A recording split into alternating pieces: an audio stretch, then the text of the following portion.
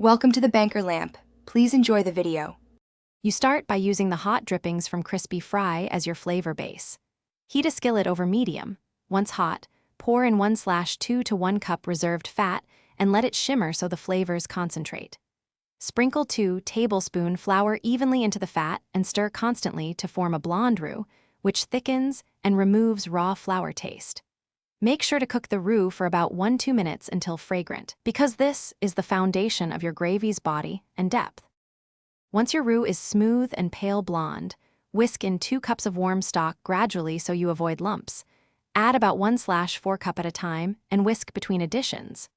Bring the mixture to a gentle simmer so the starches activate and the gravy thickens. Make sure to scrape any brown bits from the pan to boost flavor. Taste and season with salt, pepper, and about 1 tsp Worcestershire or soy for umami. Adjusting seasoning, as the sauce reduces to your preferred consistency, you finish by stirring 1 tablespoon butter off the heat to give the gravy a glossy, silky mouthfeel and round out flavors.